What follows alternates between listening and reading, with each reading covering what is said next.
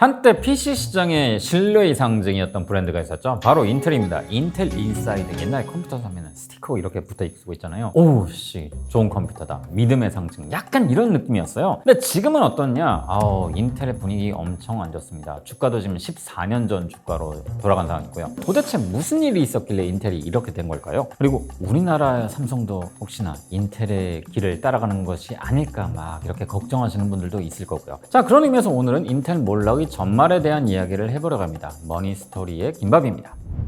인텔 진짜 깜깜하죠. 사실 인텔이 추월당했다는 얘기는 이미 10년 전부터 나오기 시작했어요. 인텔 같은 경우는 옛날부터 기술력의 인텔이라 불릴 만큼 딱 14년 전, 15년 전 이때까지만 하더라도 외계인을 고문하는 것이 아니냐 뭐 이런 얘기가 많고 반도체를 정말 잘 만들었어요. 특히나 CPU 부분에서 엄청난 강자였죠. CPU랑 그리고 서버 반도체 되게 큰 강자로 군림을 해왔습니다. 보면은 실제로 기술이나 나노 공정 그런 거 같은 경우인데요. 경쟁사 대비해가지고 한두 세 정도는 훨씬 더 빨랐어요. 기술 격차가 3, 4년 뭐 이렇게 났었는데 이게 2010년대 들어서 점점 그게 무너지기 시작했어요. 이 우위가요. 원래 미세 공정으로 전환을 해야 되는데 그게 점점 늦어지더니 어느 순간 경쟁사였던 AMD가 이걸 확 따라잡아 버린 거예요. 따라잡고 못 넘어가는 거예요. 공정 이제 전환에 실패하니까 점점 추월당하고 무너지기 시작했거든요. 그러다 보니까 어떤 일이 있었냐? 원래 AMD 같은 경우 암드라죠. AMD 같은 경우에는 인텔보다 사실 CPU도 그렇고 그다음에 서버도 그렇고 점유율이 훨씬 낮았어요. 인텔이 7이었으면 뭐 AMD는 3 뭐 이렇게밖에 안 됐었거든요. 근데 점점 따라잡기 시작한 거예요. 그게 이미 2010년대 일이었습니다. 사람들이 찬양하던 리사수가 라이젠 막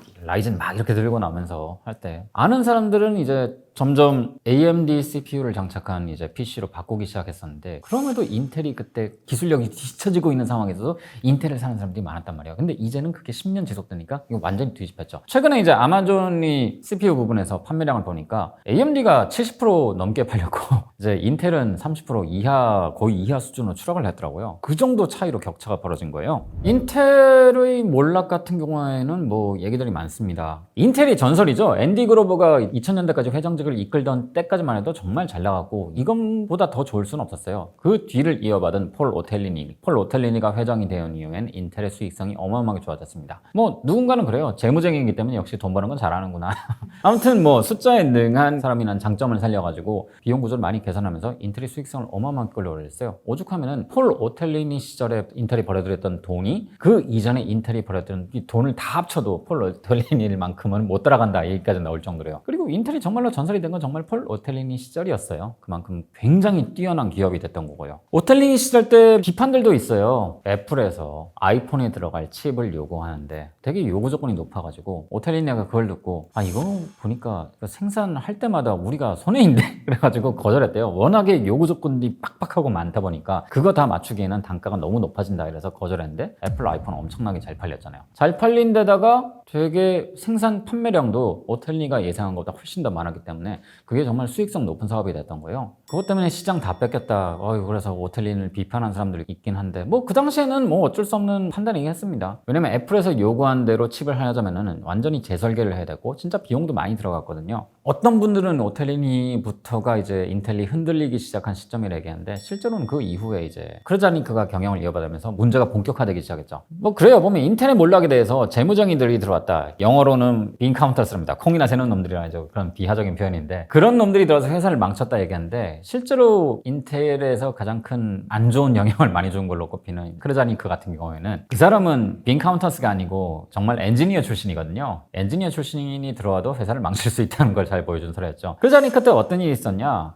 개발 공정에 빡 푸시를 가면서 연구 인력을 해고를 해버립니다. 연구 인력 해고해버리고 이것저것 막 손을 막 대면서 정말 그때부터 막 개발 지연이나 이런 것들이 정말 많이 발생하기 시작했어요. 그러더니 점점 뒤처지기 시작하는 거죠. 수익성에 목을 매달다 보면요. 효율화에 집중할 수밖에 없는데 효율화에 집중하면 그만큼 전환이 늦어지게 돼요. 생산 효율을 극도로 높이려면 그만큼 많이 쥐어짜야 되고 한 세대를 좀 더 오래 끌고 가는 게 유리하니까요. 그리고 사실 더 나아가서 환경적인 요소도 굉장히 큰 영향을 미쳤어요. 왜냐면은 지금 2010년대 이후 반도체가 화랑이다 얘기한 건 지금 AI 반도체 중심이잖아요. 인텔은 그게 아니거든요. AI 반도체란 건 기본적으로 그래픽 카드에 들어가는 반도체들입니다. CPU 반도체하고는 연산 방식이 달라요. CPU CPU 반도체는 쉽게 얘기하면 그거죠. 한 사람이 막 그렇게 위적분까지 해가지고 엄청나게 복잡한 계산을 한 방식이에요. 근데 그래픽카드에 들어가는 그런 반도체들은 어떤 방식으로 계산을 하냐? 복잡한 계산을 하지 않습니다. 복잡한 계산을 잘게 쪼개가지고요. 하나의 복잡한 계산을 수천 가지, 수만 가지 단순한 계산으로 만들어가지고 그런 걸 단순한 계산을 병렬적으로 이제 해서 이 복잡한 계산을 완성하는 방식인 거예요. 그러다 보니까 두 개가 구동되는 방식이 다른 거죠. AI 반도체가 떠오르면서 이쪽이 우위에 설 수밖에 없는 거죠. 왜냐면 CPU하고 돌아가는 방식은 너무 많이 다르니까요. 그리고 그 와중에 AMD가 치고 올라오면서 AMD가 기술력이 있으나 완성도 있으나 인텔을 따라잡아버리고 오히려 추월을 해버리니까 인텔이 지지부진한 사이에요. 본진인 CPU도 뺏기고 본진인 서버 시장도 점점 털리기 시작하는 거죠. 그러면서 수익성도 점점 더 나빠졌고요. 어떻게 보면 그런 문제가 있는 것 같아요. 본업인 CPU하고 서버가 너무 잘 되니까 그래픽 반도체 뭐 굳이 할 필요가 없는 거예요. 그리고 그 분야에서 엔비디아가 워낙에 옛날부터 잘 구축을 해와다 보니까 사실 CPU나 서버 반도체에 비하면 옛날에 게임용 GPU, 그래픽 반도체 같은 경우는 너무 시장이 작았어요. 그래서 인텔이 손을 안 댔어요. 실제로 엔비디아가 탄생하게 된 계기도 그거였어요. 인텔이 침범하지 않을 만한 영역을 찾다 보니까 이제 GPU로 가게 된 거거든요. 그러니까 거기 인텔에선 대응을 할 수가 없었던 거죠. 인텔이 너무나 큰 기업이 되고 그게 오랫동안 유지되다 보니까 의사결정 구조가 자체가 굉장히 경직적이 되고 관료주의적인 문화가 굉장히 많이 잘 잡잖아요. 그 점이 굉장히 큰 영향을 끼친 거죠. 뭐 재무쟁이냐 아니면 엔지니어냐 그 문제가 아니라요. 그러다 보니까 변화의 시기에 발을 제대로 맞출 수가 없죠. 그리고 실제로 되게 힘든 거예요. 내 사업이 지금 되게 잘 된 시기에 그걸 접어버리고 갑자기 가능성 있다는 이유만으로 그렇게 정말 작은 사업에 돈을 들인다는 게 말은 쉽지만 결과만 보면 말은 쉽지 않은 진짜로 어려운 의사결정인 거거든요. 그리고 이렇게 하려면은 보통 한 사람이 강력하게 드라이브를 걸어야 되는데 뭐 인텔 정도 거대한 기업이고 돈 잘 버는 기업이고 그렇게 관료주의적인 기업이면은 이렇게 틀기가 쉽지 않습니다. 어떻게 보면 구조적 한계? 시대적인 한계라고 볼 수도 있는 거예요. 자, 인텔이 가진 상징성이 어마어마하다 보니까 미국 정부도 사실 인텔을 그냥 그대로 놔둘 수가 없습니다. 인텔 파운드리를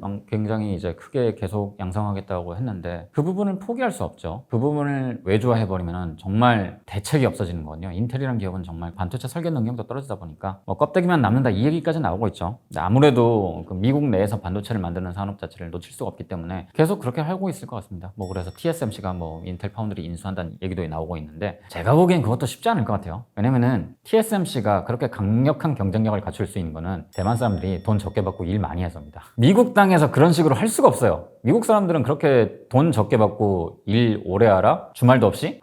못해요. 다 뛰쳐나가지. 그러다 보니까 삼성이 인텔화 되는 거 아니냐 뭐 이런 걱정들도 많이 나오고 있는 것 같아요. 왜냐면은 인텔 같은 거대한 공룡이 이렇게 흔들리는 거 보면은 우리나라 삼성도 그렇게 되지 않을까? 뭐 모르겠습니다. 이건 사실 쉽게 얘기 드리기는 어려운 주제인 것 같아요. 그리고 기업 내에 어떤 사람이 의사결정의 핵심 키를 잡고 있냐가 많이 회사를 많이 바꾸기도 하고요. 대표적인 AMD잖아요. AMD도 정말 인텔이 정말 잘 나갈 때는 2000년대 말, 2010년대 초반까지만 해도 이제 AMD 끝났다 이런 얘기가 엄청 많이 들었었거든요. 근데 어떻나요? 리사수가 경영자로 들어서고 나서 완전히 체질을 바꿔가지고 지금 화력에 부활을 했잖아요. 게다가 지금 현재 굉장히 많은 시장에서 PC 시장에서도 그렇고 서버 시장에서도 그렇고 영향력을 확대하고 있는 거고요. 기업의 운명, 기업의 미래라는 건 어떻게 될지 모릅니다. 누가 그 자리를 들어서고 키를 잡냐에 따라서 정말 다른 결과를 맞을 수 있어요. 지금 이렇게 인텔이 흔들린다지만은 또 모르죠. 어떤 경영자가 들어서고 거기 안착하느냐에 따라서 인텔의 미래가 다시 한번 반등을 이룰지도요. 그래서 뭐 삼성도 마찬가지입니다. 뭐 삼성이 인텔화 될 수도 있겠죠.